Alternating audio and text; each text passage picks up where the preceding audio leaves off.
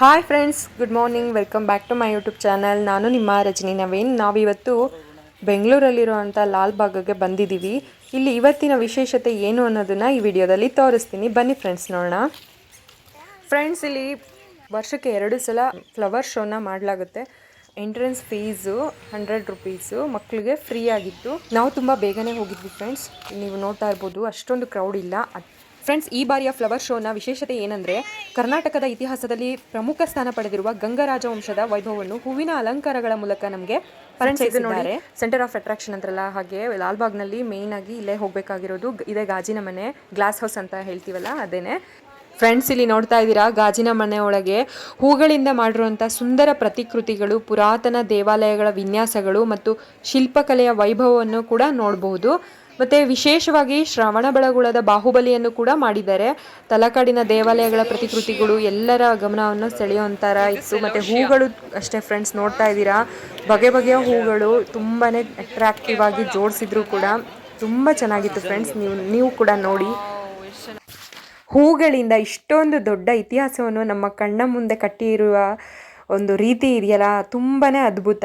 ಮತ್ತು ನಮ್ಮ ಕರ್ನಾಟಕದ ಇತಿಹಾಸ, ಸಂಸ್ಕೃತಿ ಮತ್ತು ಶಿಲ್ಪಕಲೆಯನ್ನು ಇಂತಹ ಸುಂದರ ರೀತಿಯಲ್ಲಿ ಜನರಿಗೆ ಪರಿಚಯಿಸುತ್ತಿರುವುದು ಈ ಫ್ಲವರ್ ಶೋನ ವಿಶೇಷತೆ. ಬನ್ನಿ ಫ್ರೆಂಡ್ಸ್, ಮುಂದೆ ನೋಡೋಣ ಯಾವ್ಯಾವ ಹೂವಿಂದ ಯಾವ್ಯಾವ ಥರ ಅಲಂಕಾರಗಳನ್ನ ಮಾಡಿದ್ದಾರೆ ಅಂತ. ಸೆಲೋಶಿಯಾ ಫ್ಲವರ್, ಮಹಾರಾಜ ಕೊಂಗಣಿ ವರ್ಮ, ಗಂಗರಾಜ್ಯದ ಸ್ಥಾಪಕ ದೊರೆ ಇವರು. ಕೊಂಗಣಿ ವರ್ಮ ಮಹಾರಾಜರು ಪಶ್ಚಿಮ ಗಂಗಾ ವಂಶದ ಸ್ಥಾಪಕ ರಾಜ ಎಂದು ಇತಿಹಾಸದಲ್ಲಿ ಪ್ರಸಿದ್ಧರಾಗಿದ್ದಾರೆ. ಸುಮಾರು 4ನೇ ಶತಮಾನದಲ್ಲಿ ಗಂಗರ ಆಳ್ವಿಕೆಗೆ ಅಡಿಪಾಯ ಹಾಕಿ ದಕ್ಷಿಣ ಕರ್ನಾಟಕದಲ್ಲಿ ಗಂಗಾ ಸಾಮ್ರಾಜ್ಯದ ಬೆಳವಣಿಗೆ ನಾಂದಿ ಹಾಕಿದರು. ಇವರ ನಂತರ ಬಂದ ಗಂಗರಾಜರು ರಾಜ್ಯವನ್ನು ಮತ್ತಷ್ಟು ವಿಸ್ತರಿಸಿದರು ಅಂತ ಹೇಳಲಾಗುತ್ತೆ. ಫ್ರೆಂಡ್ಸ್, ಇಲ್ಲಿ ನೋಡ್ತಾ ಇರ್ಬೋದು, ಆನೆಕಾಳಗ ಅಂದರೆ ರಾಷ್ಟ್ರಕೂಟ ಚಕ್ರವರ್ತಿ 3ನೇ ಕೃಷ್ಣನ ದಂಡನಾಯಕನೂ ಆತನ ಸಹೋದರಿ ರೇವಕನಿಮ್ಮಡಿಯ ಪತಿಯೂ ಆಗಿದ್ದ ಗಂಗದೊರೆ ಇಮ್ಮಡಿ ಬೂತುಗನು ಆಗ ನಡೆದ ಆನೆಕಾಳಗದಲ್ಲಿ ಚೋಳರಾಜಾದಿತ್ಯನನ್ನು ಇರಿದು ಕೊಂದು ತಕ್ಕೋಲಂ ಯುದ್ಧ ವಿಜಯದ ರೂವಾರಿಯಾಗಿದ್ದರು. ಫ್ರೆಂಡ್ಸ್, ಆನೆಕಾಳಗದಲ್ಲಿ ಯಾರಿಗೆ ವಿಜಯ ಸಿಕ್ತು ಅಂತ ಗೊತ್ತಾಯ್ತಲ್ಲ, ಸ್ಟ್ಯಾಚ್ಯೂ ಅಂತೂ ತುಂಬ ಚೆನ್ನಾಗಿ ಮಾಡಿದ್ದಾರೆ. ಏನಂತೀರಾ ಫ್ರೆಂಡ್ಸ್? ಫ್ರೆಂಡ್ಸ್, ಬರೀ ಅಲಂಕಾರಗಳಷ್ಟೇ ಅಲ್ಲ, ನಮಗೆ ಮಾಹಿತಿಗಳನ್ನು ಕೂಡ ಅರ್ಥ ಆಗೋ ರೀತಿಯಲ್ಲಿ ಹಾಕಿದ್ದಾರೆ. ನೀವು ನೋಡ್ತಾ ಇರ್ಬೋದು, ಗಂಗಾ ಮಹಾರಾಜರ ಮಕ್ಕಳು, ಮೊಮ್ಮಕ್ಕಳು ಮತ್ತು ಅವರ ಆಳ್ವಿಕೆ ಬಗ್ಗೆ ತುಂಬ ಚೆನ್ನಾಗಿ ವಿವರವಾಗಿ ಕನ್ನಡ ಇಂಗ್ಲಿಷ್ ಎರಡರಲ್ಲೂ ಕೂಡ ಮಾಹಿತಿಯನ್ನು ಇಲ್ಲಿ ಹಾಕಿದ್ದಾರೆ. ನೀವು ನೋಡ್ತಾ ಇರ್ಬೋದು. ಫ್ರೆಂಡ್ಸ್, ಇದು 10ನೇ ಶತಮಾನದ ಗಂಗದೊರೆ ಇಮ್ಮಡಿ ಮಾರಸಿಂಹನ ಸ್ಮರಣಾರ್ಥ ಮಾನಸ್ತಂಭ. ಇದು ಶ್ರವಣಬೆಳಗೊಳದ ಚಂದ್ರಗಿರಿ ಬೆಟ್ಟದಲ್ಲಿದೆ ಫ್ರೆಂಡ್ಸ್. ಫ್ರೆಂಡ್ಸ್, ಇಲ್ಲಿ ನೋಡ್ತಾ ಇರ್ಬೋದು, ಗಂಗರ ಪ್ರಸಿದ್ಧ ಅರಸರಲ್ಲಿ ಒಬ್ಬರಾದ ಅವಿನೀತ ದೊರೆ ಇವರು ಪಶ್ಚಿಮ ಗಂಗಾ ವಂಶದ ಪ್ರಮುಖ ರಾಜರಾಗಿದ್ದು ಸುಮಾರು ಕ್ರಿಸ್ತಶಕ 5-6ನೇ ಶತಮಾನದಲ್ಲಿ ಆಳ್ವಿಕೆ ನಡೆಸಿದರು. ಫ್ರೆಂಡ್ಸ್, ನಾವಿಲ್ಲಿ ಮಾರಸಿಂಹನ ಸ್ಮರಣಾರ್ಥ ಮಾನಸ್ತಂಭ ಮತ್ತು ಆನೆಕಾಳಗದ ಒಂದು ಮಾಡೆಲನ್ನು ನೋಡಿದ್ವಿ. ಅದ್ರ ಜೊತೆಗೆ ಗಂಗಾ ಅರಸರ ಕಾಲದ ಆಳ್ವಿಕೆ, ಅವರ ಮಕ್ಕಳು ಮೊಮ್ಮಕ್ಕಳ ಬಗ್ಗೆ ಒಂದಷ್ಟು ಇನ್ಫಾರ್ಮೇಷನ್ನ ತಿಳ್ಕೊಂಡು ಅಷ್ಟೇ ಅಲ್ಲ ಫ್ರೆಂಡ್ಸ್, ನೀವು ಇಲ್ಲಿ ನೋಡ್ತಾ ಇರ್ಬೋದು, ಹಸು ಎಮ್ಮೆಗಳ ರಕ್ಷಣೆಗಾಗಿ ಮಡಿದ ವೀರನ ಸ್ಮಾರಕ ಇದು. ಫ್ರೆಂಡ್ಸ್, ಇದು ಬೆಂಗಳೂರು ಹೆಸರನ್ನು ಪ್ರಪ್ರಥಮವಾಗಿ ಉಲ್ಲೇಖಿಸಿರುವ ಕ್ರಿಸ್ತಶಕ 9ನೇ ಶತಮಾನದ ಬೇಗೂರು ಶಾಸನ.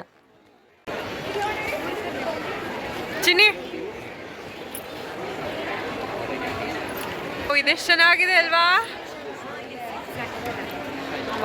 ತುಂಬ ಚೆನ್ನಾಗಿದೆ ಫ್ರೆಂಡ್ಸ್. ಇಲ್ಲಿ ನೋಡ್ತಾ ಇರ್ಬೋದು, ಗಂಗಾ ರಾಜ್ಯದಲ್ಲಿ ಪ್ರಸಿದ್ಧವಾಗಿದ್ದಂಥ ರಾಶಿ ಪೂಜೆಯನ್ನು ಮಾಡ್ತಾ ಇರೋದು. ಈ ಪದ್ಧತಿ ಈಗಲೂ ಕೂಡ ಮಾಡ್ತೀವಿ. ಹಳ್ಳಿ ಕಡೆಯಲ್ಲಿ ರಾಶಿ ಪೂಜೆಯನ್ನು ಮಾಡಿ ನಂತರ ಅದನ್ನು ಉಪಯೋಗಿಸ್ತಕ್ಕಂಥದ್ದು. ಆದರೆ ಇದನ್ನ ನೋಡೋಕ್ಕೆ 2 ಕಣ್ಣು ಸಾಲದು, ತುಂಬ ಚೆನ್ನಾಗಿ ಅಟ್ರಾಕ್ಟಿವ್ ಆಗಿ ಮಾಡಿದ್ದಾರೆ. ಥರ್ಮೋಕೋಲ್ಗೆ ರಾಗಿಯನ್ನು ಅಂಟಿಸಿದ್ದಾರೆ ಫ್ರೆಂಡ್ಸ್, ತುಂಬ ಚೆನ್ನಾಗಿದೆ. ನೋಡು, ಹೊಲ ಉಳೋದು ನೇಗಿಲು.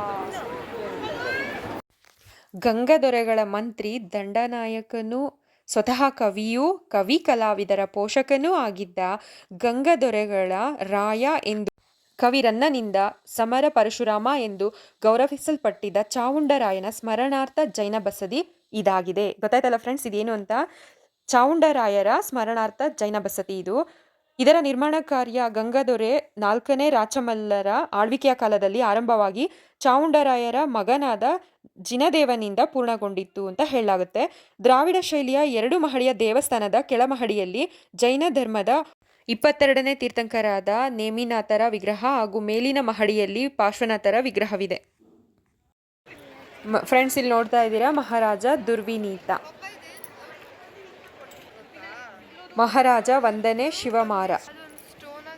ಇವರು ಮಹಾರಾಜ ನೀತಿ ಮಾರ್ಗ ಎರೆಗಂಗ. ಫ್ರೆಂಡ್ಸ್ ಇವ್ರ ಹೆಸರನ್ನ ನಾವು ಕೇಳೇ ಇರ್ತೀವಿ. ಇವರೇ ನೋಡಿ ಮಹಾರಾಜ ಇಮ್ಮಡಿ ರಾಚಮಲ್ಲ. ಫ್ರೆಂಡ್ಸ್ ಅಲ್ಲಿ ನಾವು ಆನೆಕಳಗದ ಒಂದು ಸ್ಟ್ಯಾಚ್ಯೂನ ನೋಡ್ಕೊಂಬಂದ್ವಿ. ಅದರಲ್ಲಿ ವಿಜಯವನ್ನ ಸಾಧಿಸಿದಂತಹ ಮಹಾರಾಜ ಇಮ್ಮಡಿ ಬೂತು. ಇವರು ಇಮ್ಮಡಿ ಮಾರಸಿಂಹ. ಫ್ರೆಂಡ್ಸ್ ಇಲ್ಲಿ ನೋಡ್ತಾ ಇದ್ದೀರಾ ಮಹಾರಾಜ 4ನೇ ರಾಚಮಲ್ಲ. ಫ್ರೆಂಡ್ಸ್ ಇಲ್ಲಿ ನೋಡ್ತಾ ಇದ್ದೀರಾ ಗಂಗರ ಚಿನ್ನದ ನಾಣ್ಯಗಳು ಮತ್ತು ತಾಮ್ರ ಶಾಸನಗಳ ಮುದ್ರೆಯ ಮೇಲೆ ಶ್ರೀ ಗಂಗಾ ಕಂದರ್ಪ ಎಂದು ಹಳಗನ್ನಡದ ಲಿಪಿಯಲ್ಲಿ ಕೆತ್ತಲಾಗುತ್ತಿತ್ತು. ಇದು ಗಂಗಾ ಅರಸರ ಪರಾಕ್ರಮ ಮತ್ತು ಸೌಂದರ್ಯವನ್ನು ಸೂಚಿಸುವ ಬಿರುದಿನಂತೆ ಬಳಸಲಾಗುತ್ತಿತ್ತು. ಫ್ರೆಂಡ್ಸ್ ಇಲ್ಲಿ ನೋಡ್ತಾ ಇರ್ಬೋದು ಎಷ್ಟು ಕಲರ್ ರೋಸ್ಗಳು, ಸೇವಂತಿಗೆ ಹೂವುಗಳು, ವೆರೈಟಿ ಡಿಸೈನ್ ಇರೋವಂಥ ಫ್ಲವರ್ಸ್ಗಳು ತುಂಬ ಚೆನ್ನಾಗಿದೆ. ಮತ್ತು ತುಂಬ ಅಟ್ರಾಕ್ಟಿವ್ ಆಗಿದ್ದು ನನಗೆ ತುಂಬ ಇಷ್ಟ ಆಗಿದ್ದು ಡೇರೆ ಹೂವು. ಫ್ರೆಂಡ್ಸ್ ಇಲ್ಲಿ ನೋಡ್ತಾ ಇದ್ದೀರಲ್ಲ ಇವರೇ ಶ್ರೀ ಚಾವುಂಡರಾಯರು. ಗಂಗರ ಪ್ರಧಾನಮಂತ್ರಿ ಮತ್ತು ದಂಡನಾಯಕರಾದ ಚಾವುಂಡರಾಯರು ಕ್ರಿಸ್ತಶಕ 981ರಲ್ಲಿ ಶ್ರವಣಬೆಳಗೊಳದಲ್ಲಿ 58 ಅಡಿ ಜಗತ್ಪ್ರಸಿದ್ಧ ಗೊಮ್ಮಟೇಶ್ವರರ ಅಥವಾ ಬಾಹುಬಲಿ ಏಕಶಿಲಾಮೂರ್ತಿಯನ್ನು ಕೆತ್ತಿಸಿದರು.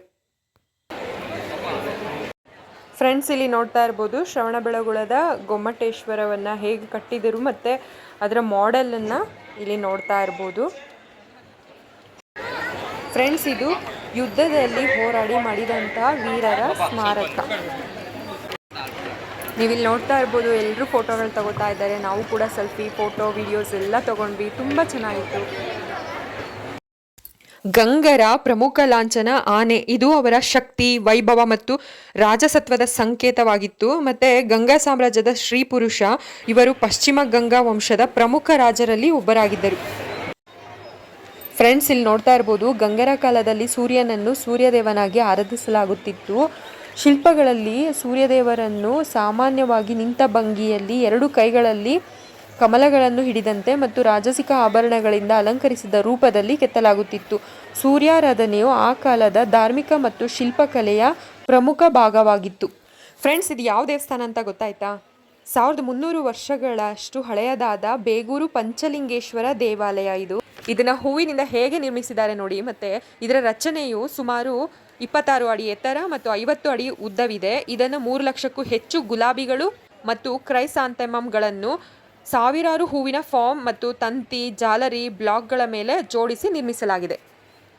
ಫ್ರೆಂಡ್ಸ್ ಗಂಗಾ ಸಾಮ್ರಾಜ್ಯದ ಬಗ್ಗೆ ನನಗೆ ಗೊತ್ತಿರೋಷ್ಟು ಮಾಹಿತಿನ ನಾನು ನಿಮ್ಮ ಜೊತೆ ಹಂಚ್ಕೊಂಡಿದ್ದೀನಿ. ಇಷ್ಟ ಆದರೆ ಲೈಕ್ ಮಾಡಿ. ಫ್ರೆಂಡ್ಸ್ ಏನು ಗೊತ್ತಾ, ಗಂಗರ ಇತಿಹಾಸದ ಬಗ್ಗೆ ನಾವು ಸ್ಕೂಲು ಕಾಲೇಜ್ಗಳಲ್ಲಿ ತಿಳ್ಕೊಂಡಿದ್ವಿ. ಇತಿಹಾಸದ ಪುಟಗಳನ್ನ ನಮ್ಮ ಕಣ್ಮುಂದೆನೇ ತೆರೆದಿಟ್ಟಂಗಾಯಿತು. ಮತ್ತು ಹೂಗಳ ಅಲಂಕಾರದ ಮಧ್ಯೆ ಗಂಗರ ಇತಿಹಾಸ, ನಿಜಕ್ಕೂ ಇತಿಹಾಸ ಮತ್ತು ಪ್ರಕೃತಿಯ ಸೌಂದರ್ಯ ಎರಡನ್ನೂ ಒಂದೇ ಕಡೆ ನೋಡಿ ತುಂಬಾ ಖುಷಿಯಾಯಿತು. ಇದನ್ನೆಲ್ಲ ನಿಮ್ಮ ಜೊತೆ ಶೇರ್ ಮಾಡ್ತಾ ಇದ್ದೀನಿ. ನಿಮಗೂ ಕೂಡ ಖುಷಿಯಾಗಿದೆ ಅಂತ ಅನ್ಕೋತೀನಿ. ಫ್ರೆಂಡ್ಸ್ ಇದು ಮರದಿಂದ ಮಾಡಿರೋಂಥ ಆನೆ. ನಾವೆಲ್ಲ ಮುಗಿಸ್ಕೊಂಡು ಹೊರಗಡೆ ಬಂದ್ವಿ. ಮತ್ತು ಇಲ್ಲೆಲ್ಲ ನೋಡ್ತಾ ಇರ್ಬೋದು ಇವಾಗ ಹಬ್ಬ ಸೀಸನ್ ಅಂದರೆ ವರಮಹಾಲಕ್ಷ್ಮಿ ಹಬ್ಬ ಹತ್ತಿರ ಇರೋದ್ರಿಂದ ಅದಕ್ಕೆ ಬೇಕಾಗಿರೋಂಥ ಐಟಮ್ಗಳು ಪ್ರತಿಯೊಂದನ್ನು ಇಲ್ಲಿ ಶಾಪ್ಸ್ನಲ್ಲಿ ಇಟ್ಟಿದ್ದಾರೆ. ವೆರೈಟಿ ಫುಡ್ಗಳು ಮತ್ತು ಬುಕ್ಗಳು, ಪ್ಲಾಂಟ್ ಸೀಡ್ಸ್ಗಳು ನೀವಿಲ್ಲಿ ನೋಡ್ತಾ ಇರ್ಬೋದು. ಫ್ರೆಂಡ್ಸ್ ನಮ್ಮ ಗ್ಲಾಸ್ ಹೌಸ್ ಎಷ್ಟು ಚೆನ್ನಾಗಿ ಕಾಣಿಸ್ತಾ ಇದೆ ನೋಡಿ. ಫ್ರೆಂಡ್ಸ್ ಇದೆಲ್ಲ ನೀಮ್ ವುಡ್ಡಿಂದನೇ ಮಾಡಿರೋದಂತೆ. ಕಿಚನ್ ಐಟಮ್ಸು, ಮಕ್ಕಳಿಗೆ ಟಾಯ್ಸು ಮತ್ತು ಬ್ರಷ್ಗಳು, ಪೆನ್ಸಿಲ್ಲು, ಸ್ಪೂನ್ಗಳು ನೋಡ್ತಾ ಇರ್ಬೋದು. ಇದೆಲ್ಲ ಚಾಪರು, ಇದೆಲ್ಲ ವುಡ್ಡಿಂದನೇ ಮಾಡಿರೋದು. ನಾವೊಂದು ಪೆನ್ಸಿಲ್ನ ತೊಗೊಂಡ್ವಿ.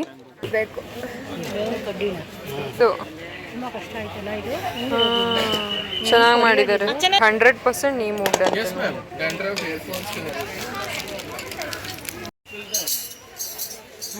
ಬಾ ಸರ್, ಏನು ಪೇಪರಲ್ಲಿ ಮಾಡಿರೋದು ಇದು?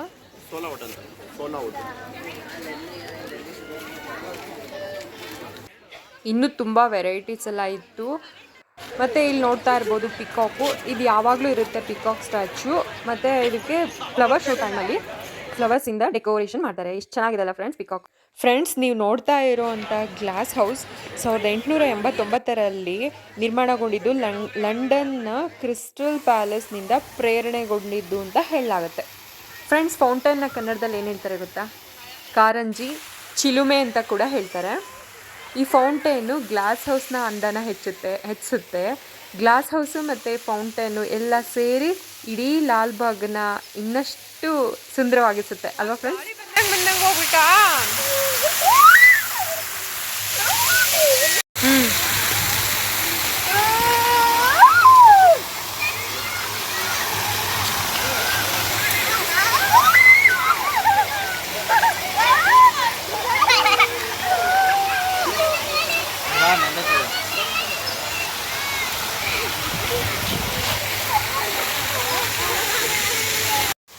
ಗಾಳಿ ಯಾವ ಕಡೆ ಬೀಸುತ್ತೋ ಆ ಕಡೆಗೆ ನೀರಿನ ಒಂದು ಇದು ಹನಿಗಳೆಲ್ಲ ಬೀಳ್ತಾ ಇತ್ತು. ನೀವೇ ನೋಡ್ತಾ ಇದ್ದೀರಾ ಎಷ್ಟು ಎಂಜಾಯ್ ಮಾಡ್ತಾ ಇದ್ದೀವಿ ಅಂತ.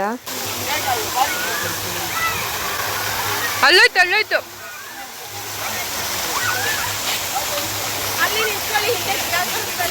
ಒಂದು 10 ನಿಮಿಷ ನಿಂತ್ಕೋ, ಇನ್ನೊಂದ್ಸಲ ಸ್ನಾನ ಆಗುತ್ತೆ. ಫ್ರೆಂಡ್ಸ್, ಅದಾದಮೇಲೆ ಏನಾಯಿತು, ಎಲ್ಲೆಲ್ಲಿ ಹೋದ್ವಿ, ಇನ್ನೂ ಏನೇನು ವಿಶೇಷತೆಗಳಿದೆ ಅನ್ನೋದನ್ನು ನೆಕ್ಸ್ಟ್ ವಿಡಿಯೋದಲ್ಲಿ ತೋರಿಸ್ತೀನಿ. ಅದನ್ನು ಕೂಡ ಮಿಸ್ ಮಾಡ್ಕೋಬೇಡಿ. Thank you for watching. Bye friends.